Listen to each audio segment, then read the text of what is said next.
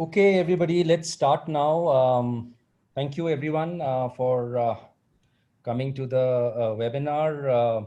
It's indeed a pleasure to have all of you here.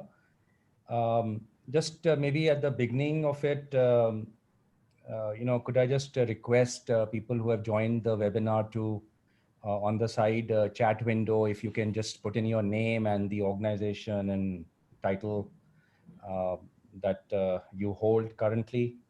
Also, you should select all panelists and attendees from the drop down in the chat window. Um, and then that will make it easier for you.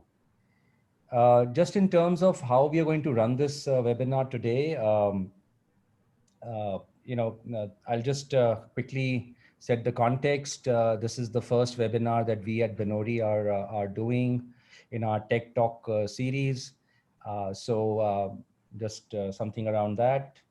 And then we have three very eminent panelists today with us who are experts in their respective domains within the education sector in the country. Um, so we have Akash Chaudhary, Jairam, and Jairaj.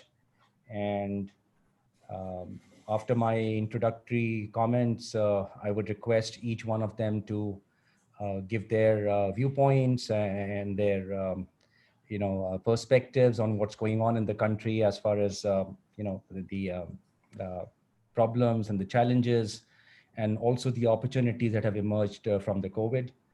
Um, Also, along the way, before every speaker starts speaking, we would also do a quick snap poll around three very interesting questions.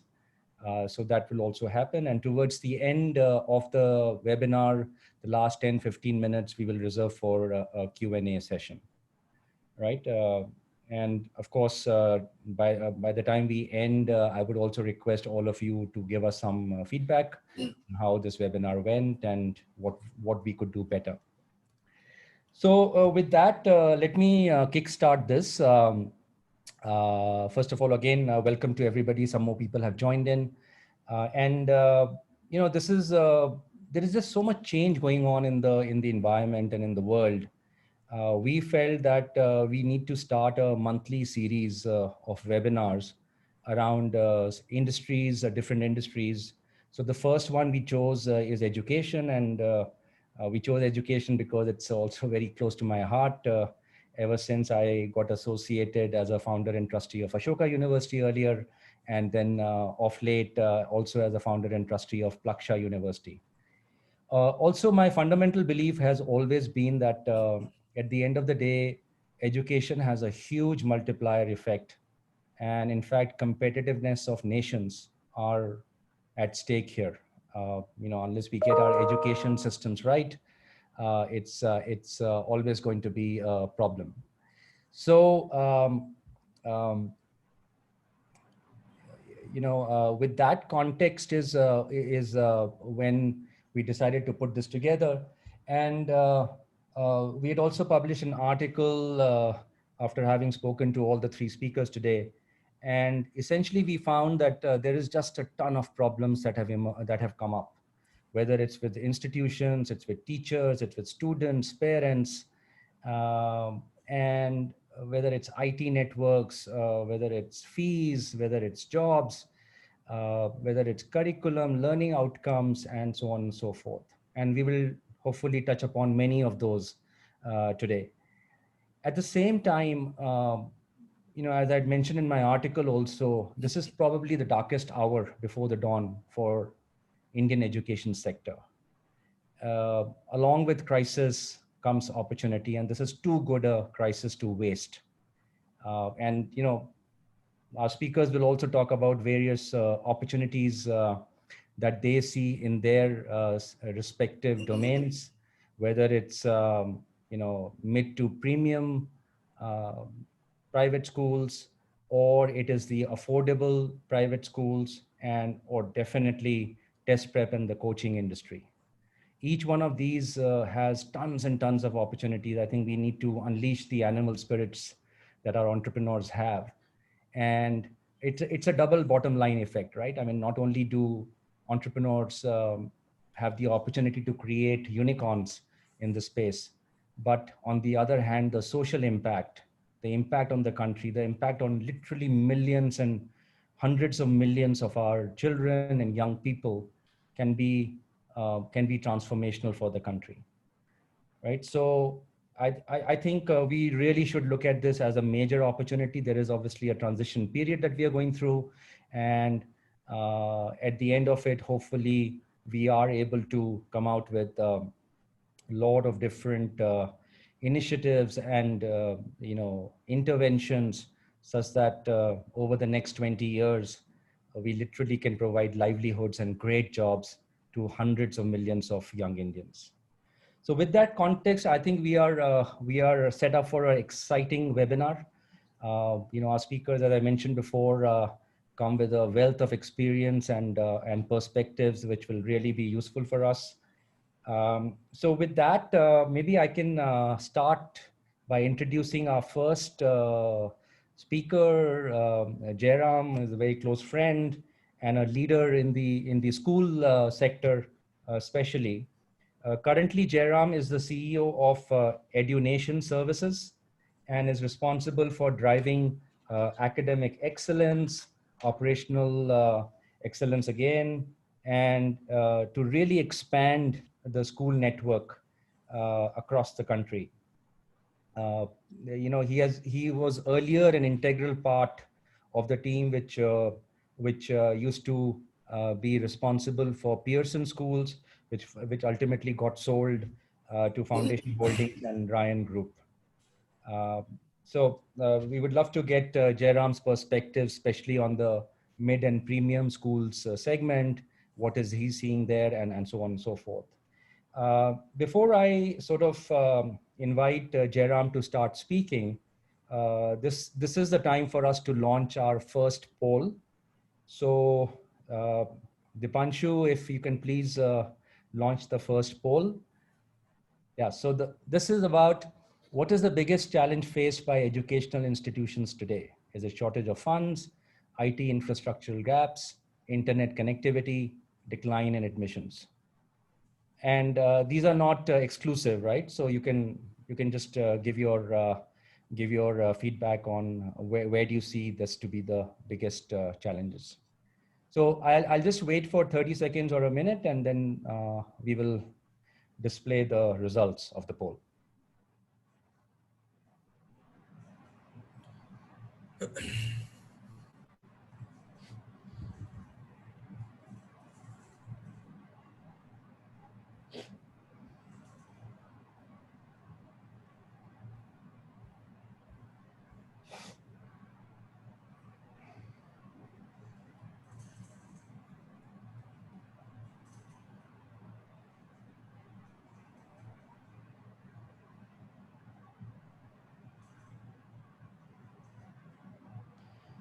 All right, so here are the results. So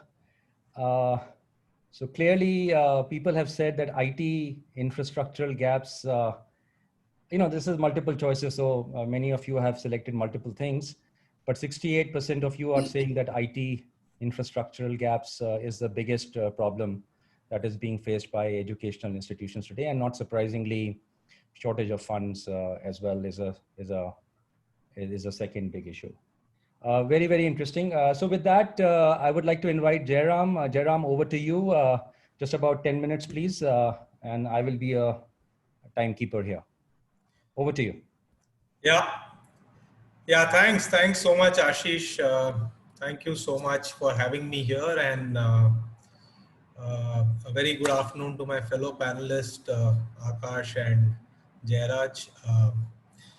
So I think we are living in a very, very interesting world, a world which I don't think any one of us envisaged 6 months back. And that's what makes it interesting. And sitting where we are today, 6 months into that journey, I can only say that it's been an exhilarating ride.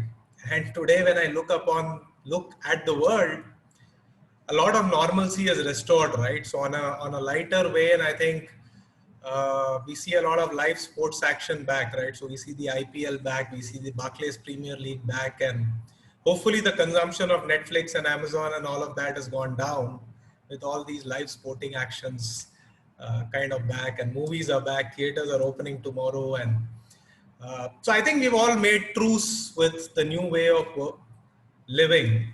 And I think that's the reality. But I just want to kind of take this opportunity to turn the clock back to 6 months ago when this all started. And I think it was one of those eventful Sundays when I think the lockdown for the country was declared, and I think we were tapping the plates and so on and so forth. It seems like a long time back, but yeah, it was 6 months back, and lots has happened in the last 6 months. And I think I'm going to kind of keep this limited to the K-12 space and the school space, because my fellow panelists, of course, will address other domains. So just to kind of give everyone the perspective. So when this happened, I think around 20th, 22nd of March, we as a country were talking about figuring out how to keep the learning going in about 15 lakh schools in India, about 300 million children, about a few crore teachers, maybe a few more crores of staff in those schools. So obviously it was a large Herculean problem, and coupled with that, you had a setup which was not used to online teaching. Teachers had never taught online prior to that in their entire career, and there were no past precedences, there was no hypothesis, and it was purely assessment as learning. It was like riding a bicycle, right? Sitting on a bicycle and figuring out how to ride a bicycle. You fall a few times, you get up, and I just want to start by acknowledging the efforts of the entire academic fraternity across the country. And hats off to them, and the learning 6 months down the line is still on. And the learning is on, and maybe it's not as efficacious as it was supposed to be. But I think the learning is on, and hats off to people. Within about 10 days, about 100 million kids were online, and today pretty much everyone across the pyramid is kind of getting education of some kind. Some people are getting it online, some people are getting it recorded. So hats off, I think, to all the educators who kind of have done this, because this is no mean task, right? 300 million children is like, and 15 lakh schools is possibly multiple countries put together. So just to kind of quickly look back, I think what were the challenges that really we were faced with at that point in time? So if you go back and say, okay, phase 1 of lockdown, never done online learning. There were device challenges at home. People didn't have devices. There were connectivity challenges. Homes were not geared for really either teaching or for learning. So both for students as well as teachers, they were really not geared. Phase 2, let's say a month down the lockdown, when come May, people realize, okay, this lockdown is going to be here for the long run. Schools started realizing that fee collections are getting impacted. There were a lot of government actions, many of them not very favorable, but the courts were a lot more logical.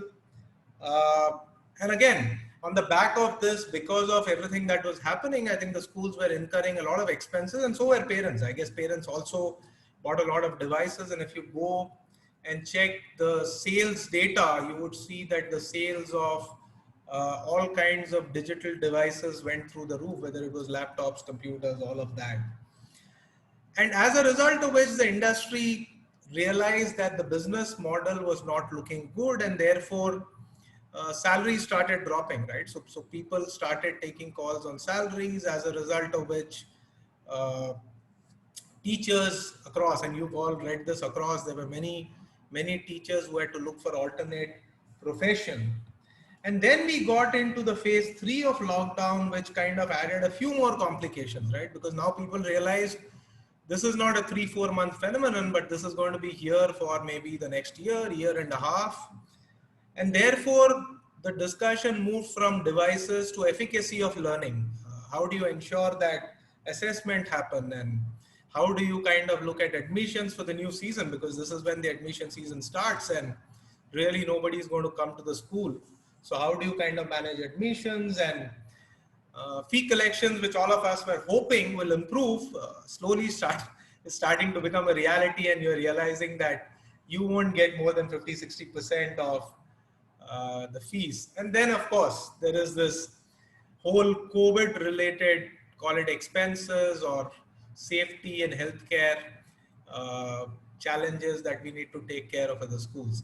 So I think what has happened over the last 6 months is what started as a minor pandemic, hoping to last 3 months, is now well and truly possibly a 12 to 18 month kind of a situation. In fact, I just got off an internal call today where we spoke of blended learning. So how do we kind of do blended learning for the next academic session as well?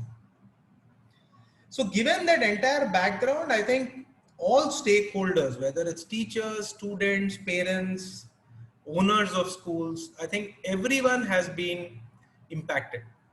So that's been the rough end of the stick. So call it the tough side of the stick. But like Ashish said, I think in my view, this also presents a massive opportunity. I think one of the things that very clearly, and I'll talk about 3 or 4 large opportunities, and I'll touch a little bit upon things that we are trying to do. I think in terms of opportunity, the first and the foremost that I see happening, and it's been happening for the last 2-3 months in the school space, is there is consolidation and there is relevance for domain. So what I mean by that is, see, largely if you think of school owners, a lot of them are predominantly people who come from a business background or come from a real estate background, and because of their wanting to give back or for a variety of reasons, they have decided to open the schools. But however, they do not have any domain expertise. So one of the things that is starting to happen is a lot of businessmen want to get back to what is their core, which is really to kind of manage the asset and hand over the running of the school to people who have more expertise. So that's something that we are seeing happening a lot in the last 60 to 90 days. And my premonition is there will be this huge opportunity of domain play where people who've been around in the school space for a long period of time will have uh, large acquisition opportunities of kind of going and acquiring schools. And I said there are very, very large numbers, difficult to say how this whole opportunity will stack up. It could be a complete buyout opportunity, it could be a franchise opportunity, it could be a franchise opportunity. But basically there is this whole space which is evolving where there is consolidation of schools. So there are very, very large school chains who want to kind of move into an asset management structure and don't want to run the operations of the school, and will be more happy to partner with someone who's got the expertise. So that's something that is changing and changing very, very fast, and we are being approached by a lot of people to kind of do that. So that's one big opportunity. The other big opportunity which I see happening in this space is, I think, like I said, the blended learning is not just a COVID phenomenon, but it's here to stay in the long run. So there will be a lot of, I see a lot of players creating digital solutions. So whether it's a school OS or a learning management system, or I saw the other day a few people trying to create admission portals so that all admissions can come to that portal and people can apply online. Or for instance, fee financing companies have become very, very sought after in the last 3, 4, 5 months. They've been around, but they've become really popular in the last 4, 5 months. Or school ERP. So a lot of digital content, LMS-led solutions, I foresee them having a lot of opportunity as they go forward, because what was earlier a hypothesis or not even a hypothesis is now a proven fact, saying you can teach online and blended learning is here to stay. The third thing which I think can become a very big opportunity. And I think many of you might know how this works, but there is this whole virtual schooling setup in the US, which is basically for people who are either first generation learners or people who don't want to go to regular schools. And there it's a very structured setup where you can approach the local governor, make a petition, and they could basically help you set up a virtual school. And so the way the virtual school works is very simple. For junior kids, they all get together in someone's home, and there is one person who kind of manages that.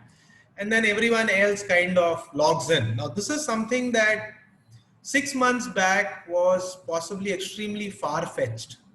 But now, to ensure that the quality of education is a basic level playing ground across the board, I think this is something that is highly possible now. And I think virtual schooling will be a very big opportunity. Obviously, it also means that people, the CBSE and the ICSE and the government will have to kind of accredit it and give it due recognition for it to become very relevant. So these are the three large. Yeah. Sorry, we just need to wrap up in 30 seconds. Yeah.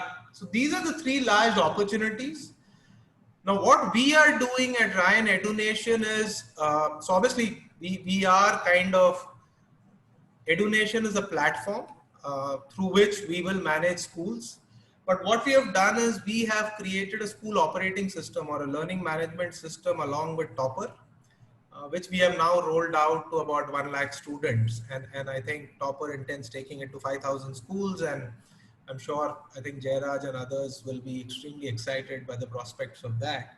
Similarly, we have gone ahead and invested in a fee financing company. We've also invested in a ERP school ERP company. And most importantly, last week, we've launched a franchise option, which is basically an option for people to franchise the Ryan brand along with the management. So what we have done is everything that I said in the opportunity, we have kind of put it together in terms of an ecosystem so that we can kind of go back and help everyone who wants to run schools successfully in this environment. So I think while I started by saying there are obviously a lot of challenges in the current environment, but as I foresee it, and like Ashish said, I think this is possibly going to change the way we look at education as we go forward. And I think it augurs well for all of us. So that's my submission, Ashish, and thank you once again for having me here. Thanks.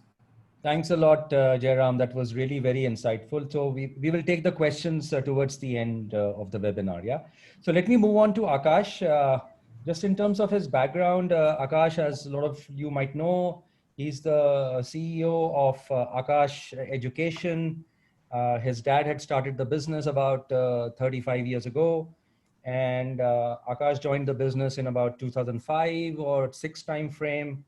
And having worked with him very closely over the last 4 or 5 years on his business, I must say that his dedication, commitment, and vision that he has brought to the table for Akash has taken the company to greater heights, and the best is yet to come. And by the way, he's also a major philanthropist. He has contributed to Ashoka University. He's a founder and trustee at Plaksha, and he's also contributed to ISB. Before we request you, Akash, to give your comments, could I request Dipanshu to please launch the second poll? So this is really around what factors have led to a decline in students' learning experiences.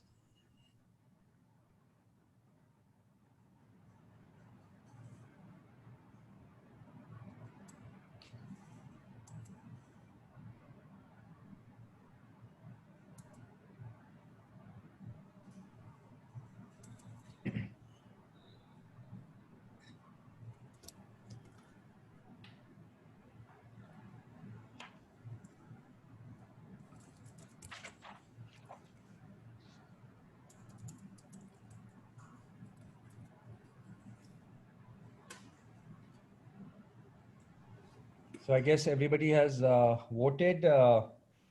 Dipanshu, can we see the results?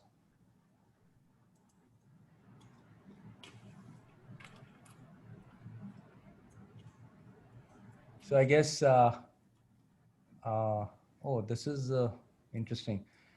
So we really have infrastructural gaps at home, because there's problems of shared devices, and in normal middle class families, you would not have, multiple children, students having multiple devices and so on. So that is obviously there, and of course, internet. And the second one is the home environment. Yeah. Yeah. All right, great. So with that, over to you, Akash. And since we are running about a minute or 2 minutes late, can I just request you to take about 9 minutes? Absolutely. I can do that in 8. All right. Thank you, Ashish. Thank you, Jairam, for a lovely introduction about the K-12 side of the business, how it is going through. I will focus more on how we have dealt and what is happening in the test prep space. The first thing which I want to highlight is that the entire ecosystem, whether it is student, parent, teachers, institution, and even the government, all these 5 stakeholders in the ecosystem are greatly impacted. But if you look at the, behind the scenes situation, so what COVID has done for all of us is not something that we were not expecting. Yeah, it sounds pretty different, but the whole edtech, everything moving to technology, everything has been happening for many, many years. What COVID has done is actually accelerated, this entire space. Online education was already happening, live tutoring was happening. There were new business models which were being discussed on the conference tables about, how can we do a mix and match of, online plus offline, et cetera, et cetera, et cetera.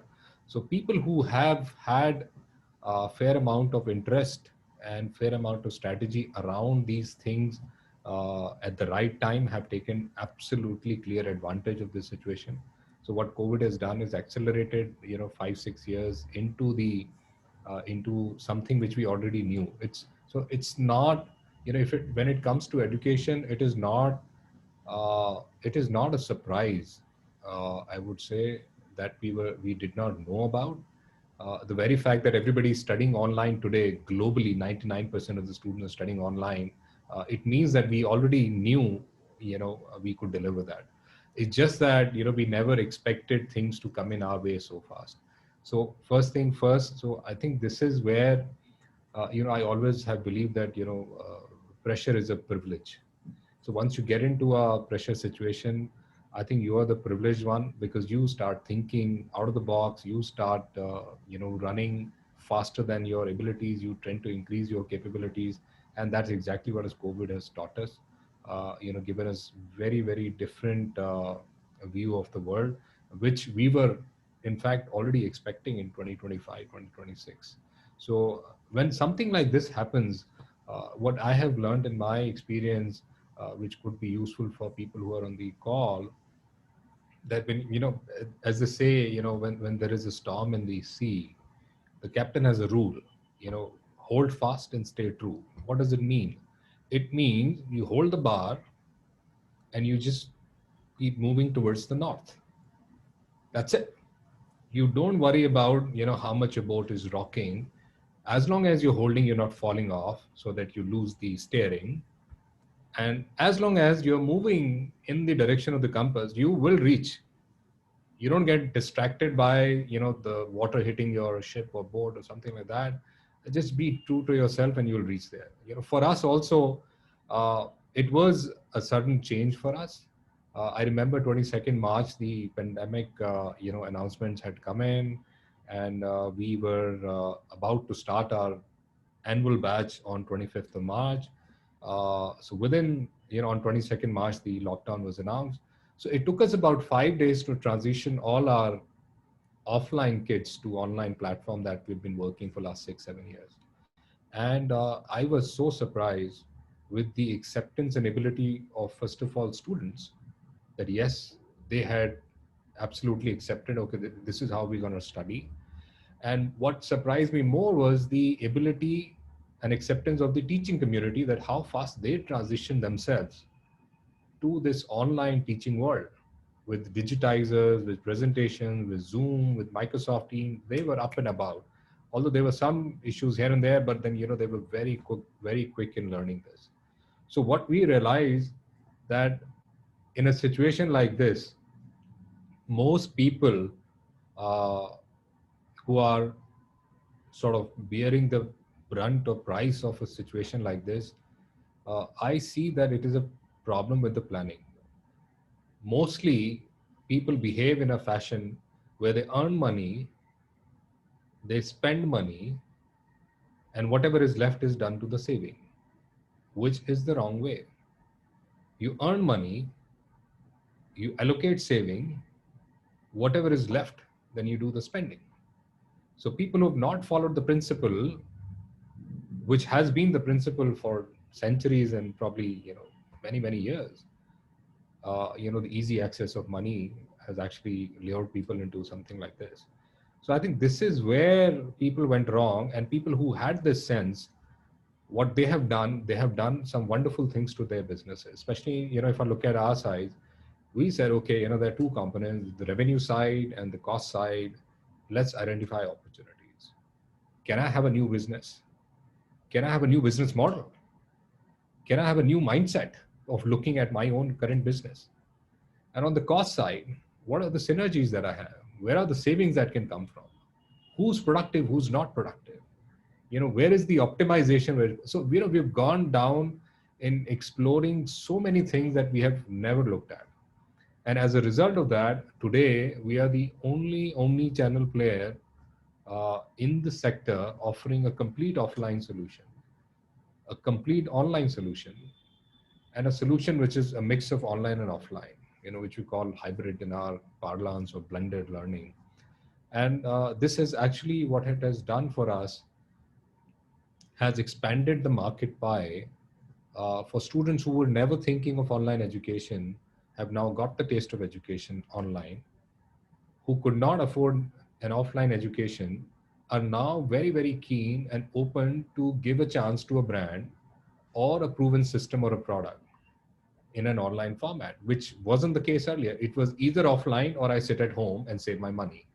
So now they are exploring. So I think what it has done is absolutely added, fantastic opportunity for all edupreneurs who are out there.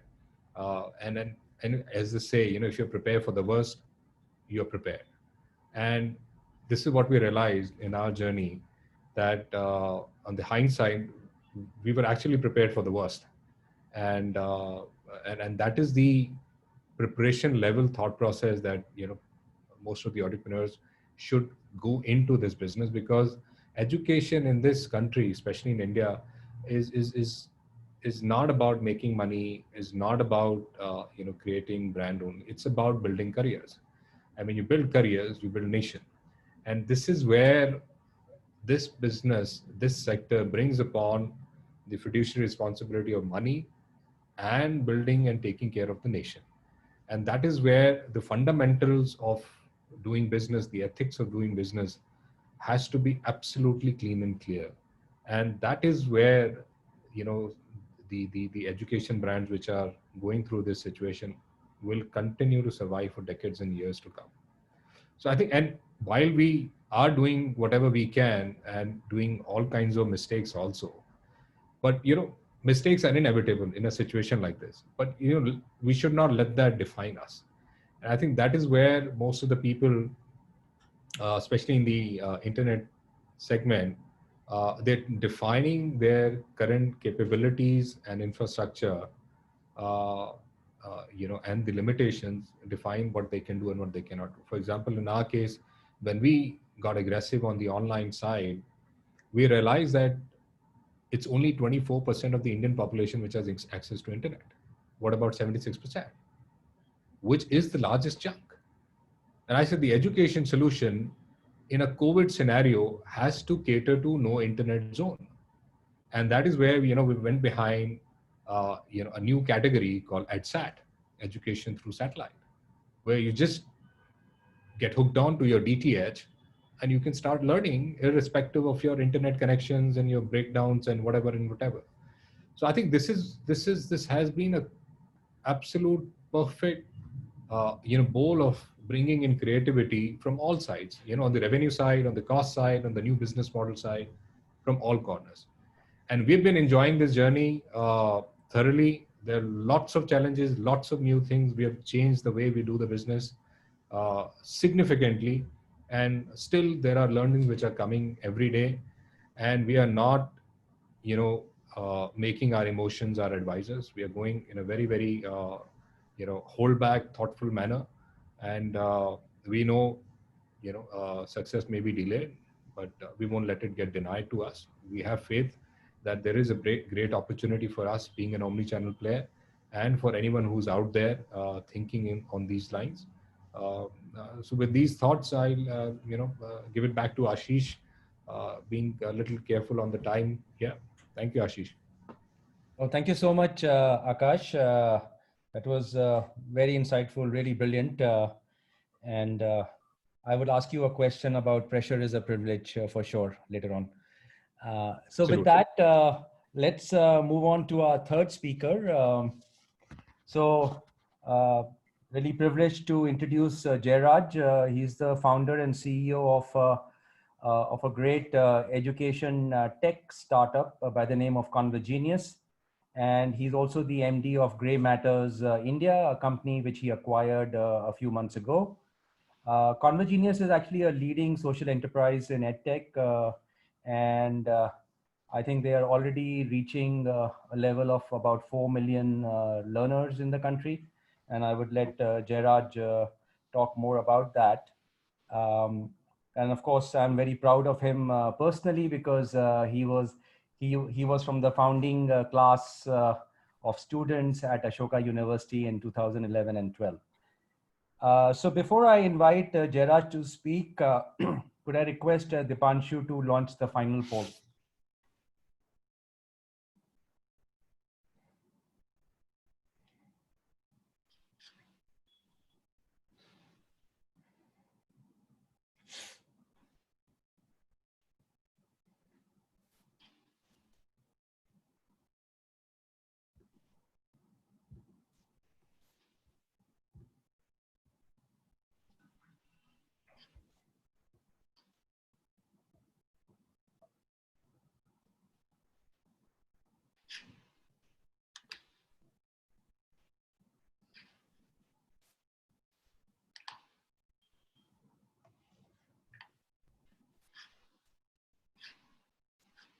Dipanshu, please publish the results.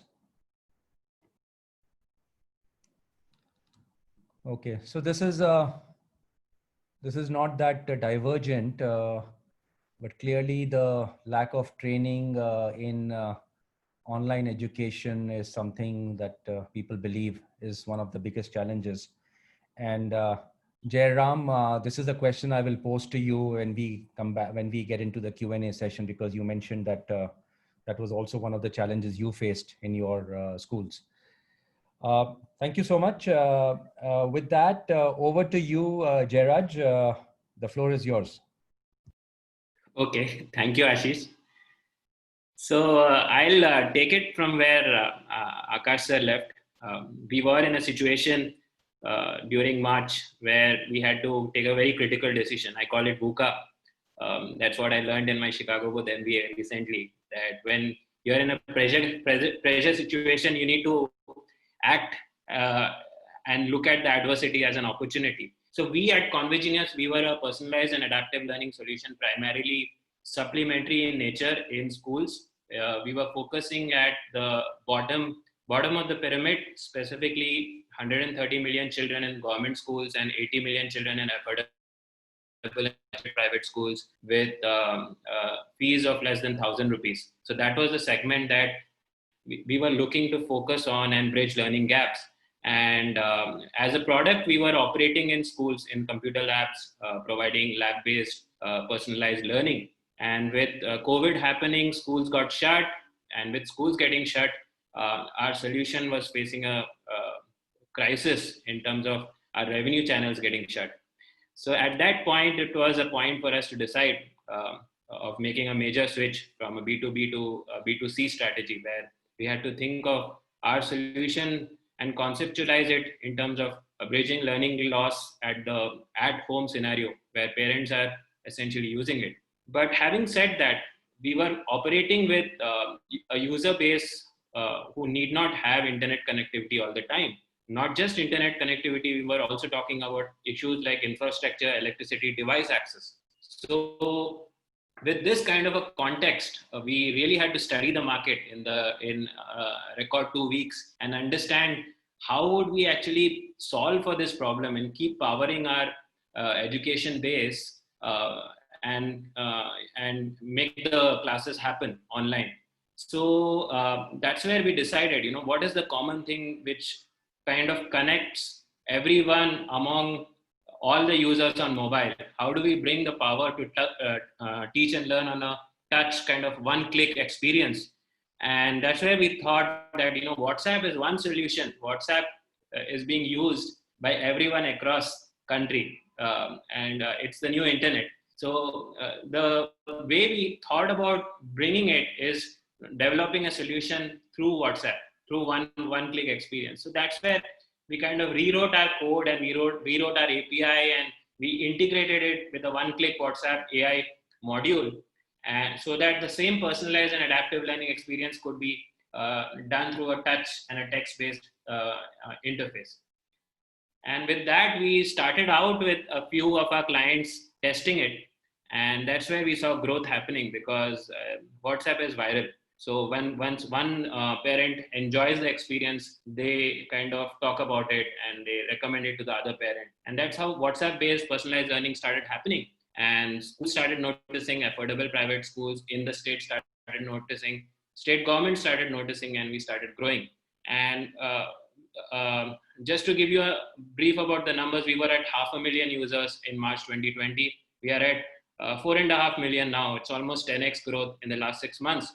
And that has happened primarily because of the decision we took, the VUCA opportunity of rewriting the code for a B2C kind of a model instead of B2B. And the other decision that we had to take was to relook at how the opportunity was for us. So personalized and adaptive learning could be looked at two ways: instructional content, which is dynamically adapting to the curriculum that is being taught in the classroom.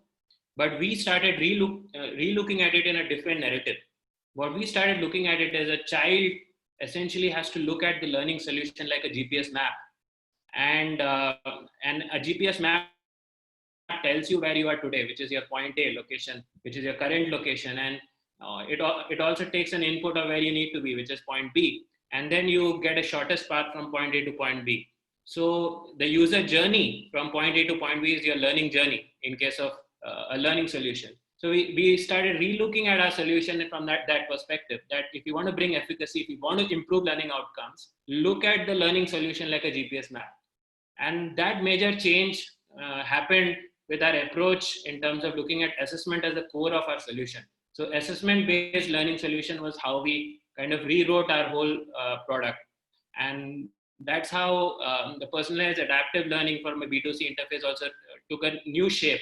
And dynamic learning journeys could be consumed on any interface, not just application-based interface, but on mobiles, on tablets, on ICT phones, on a simple device like a chat-based interface. So that couple of decisions that we took during the pandemic, the inception of the pandemic, led to this kind of unlocking of value. Having said that, the other aspect I would like to bring up here was the ability to bring consistent experience in terms of personalized and adaptive learning, irrespective of where you are, which school you're from, which language you're learning. So the component of vernacular, the component of the device you're using, because a lot of smartphones didn't support Android apps, downloading of Android apps, and the ability to even run an application with a 1 GB RAM capacity. So these were all the constraints we had to deal with in terms of essentially building out an edtech for the bottom 100 million. And the pandemic has taught us a lot, and I'm hopeful that we can basically capture this population base of 97 million smartphone users in the bottom 230 million user base that we are targeting today. Okay, wonderful, Jairaj. Thank you so much for your insights. And then I do have one or two questions for you as well. So with that, I've seen some people have posted some questions, so I have incorporated those into my list of questions. Maybe the first couple of questions for you, Jairam. You mentioned around, teacher training online. Teachers have been used for years, to be in the classroom, to have that engagement with their students physically.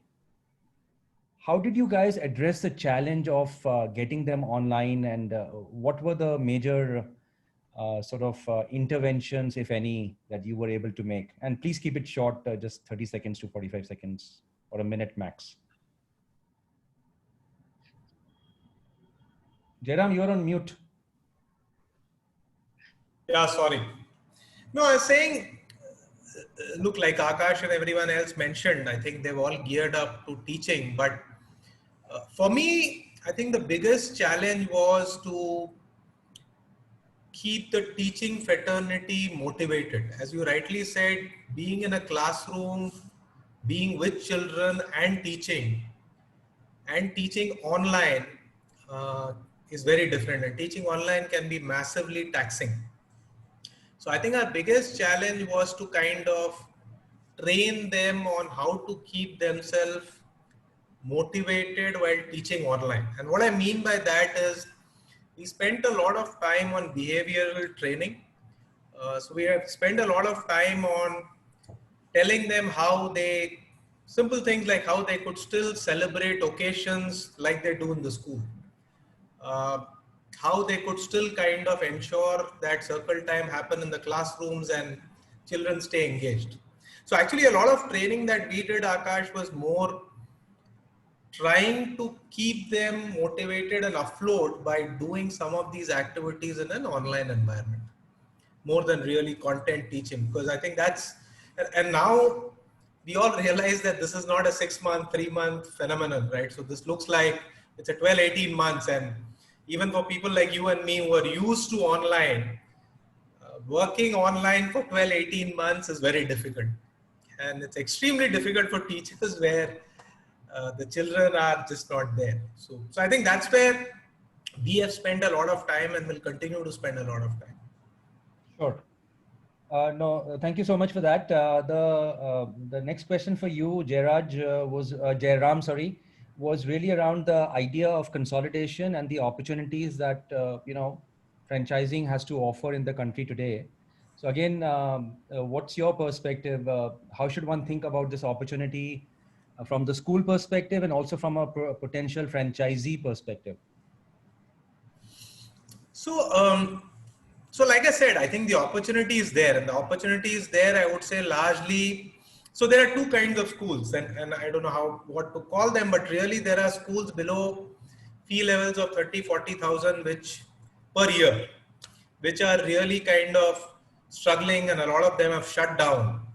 But I think there are a lot of schools in the bracket of maybe about 60,000 to 1 lakh or 50,000 to 1 lakh fees per annum, or 50,000 to 80,000 per annum, which are like the mid and early premium kind of segment. Those schools are still afloat. So they are still afloat. They're collecting lower fees, lower price salaries, but they're still afloat.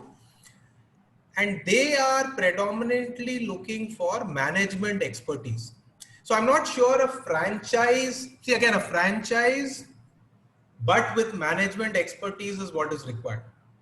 So if you were to just lend your name, but not provide the management support, that might not work.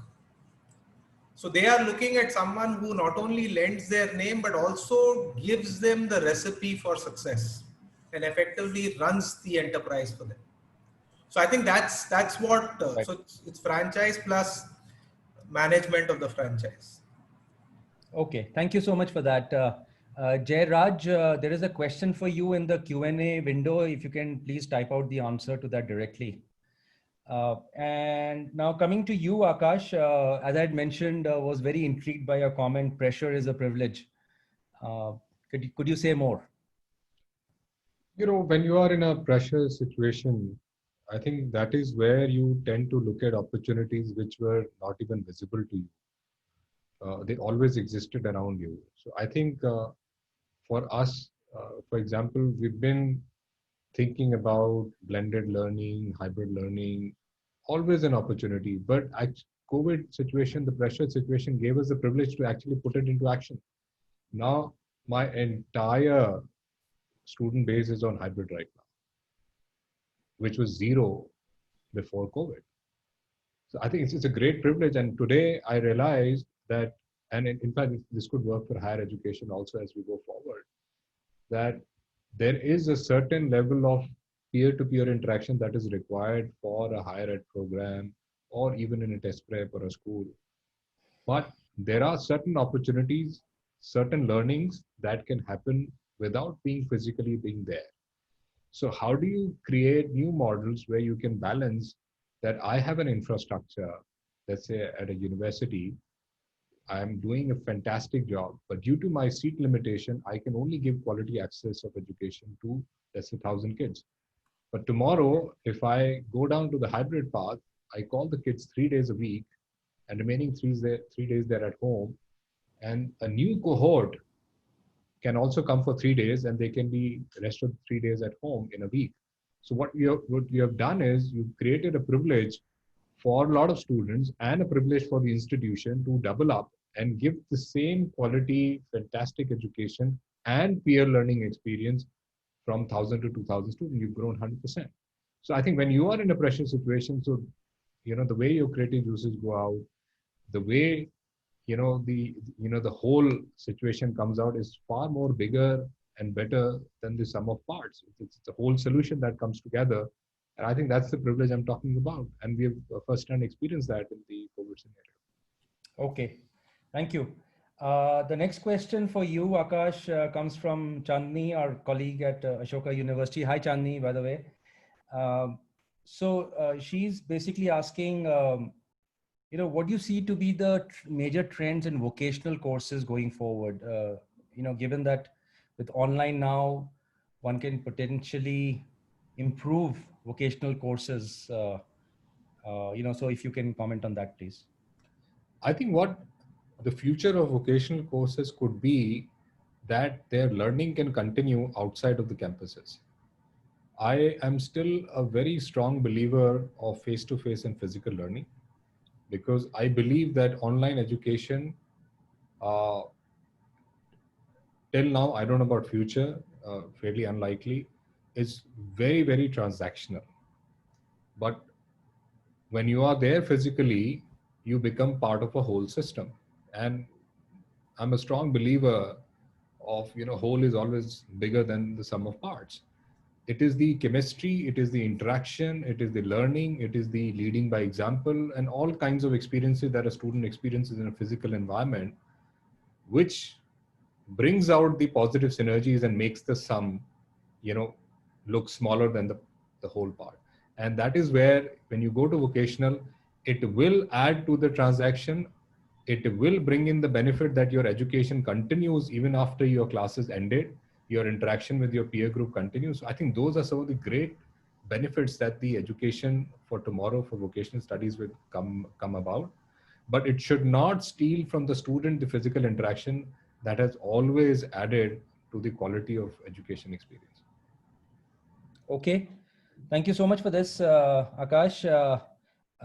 Maybe now we have about a couple of minutes left. So maybe one or two questions for you, Jayraj. First was around, maybe can you comment on the work that you're doing with the government? There are so many state governments that you're working with. And also linked to that is, do you have any data to suggest that the learning outcomes have improved significantly after students have started using your app? To answer your second question first, Ashish, the problem that we were solving was to kind of stop having learning loss. So learning loss was a huge issue. The concern was that over 6 months of not having any kind of exposure to learning, students in the government school ecosystem would completely lose touch and lead to multiple levels of learning loss that would lead So, these children are actually grade levels below the actual grade level they are already in. And having such a big gap would also lead to multiple grade levels of skipping down. And that was a big concern. So ensuring that we prevent learning loss was the first concern that we had to solve. And that is why our work with the government schools became very relevant, of how do we continue and continue the education online for government schools. So now these students actually cannot have live classes. It's impossible to have live classes because internet connectivity and having the child to be there at that point of time attending a class is an expectation which is not possible. So solving for the learning loss was being done in terms of conceptualizing a Ghar Se Pathshala or a online virtual school model, which I think Jairam was talking about. So every state built its own virtual school. They have all sorts of names. Himachal, for example, calls it Ghar Se Pathshala. MP, Aao Ghar Se Seekhe, multiple models, but all of them basically saying that we can potentially learn from home. And the way it was being done was dissemination of content through videos, recorded content, offline video recorded content through videos, which were either put on a portal and parents were asked to open it up, click it and watch it every week, which was not happening. The primary issue was how do we get engagement? So that's where I think the AI and automation played a big role in terms of integrating WhatsApp-based AI bots. So we created bots for every state, and these bots basically provided personalized learning by talking to the child as if it was the teacher. So we were trying to understand how a teacher would transact online experiences about transactions. So how asynchronous transactions will work on a weekly basis so that we could deliver content, weekly learning content online in a format where learning loss can be bridged. So the way it worked is we take an assessment of the previous week. We see where the child is, whether they have learned what content was disseminated the previous week or not.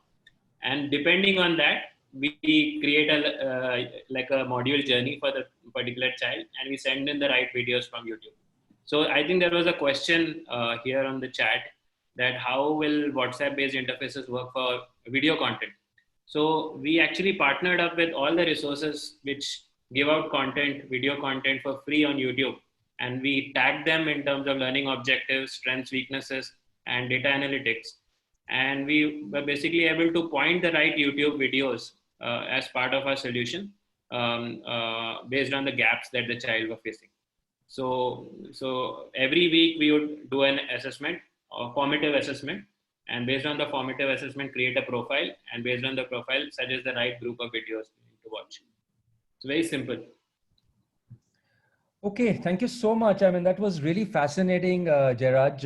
But unfortunately, we are running out. We have run out of time completely. I wish we had some more time. This was really a very interesting discussion. So with that, I would like to call this webinar to a close. Thank you so much to all our speakers, and thank you to all the participants as well. Before we sign off, please do fill out the feedback survey, which will pop up as soon as you exit the webinar.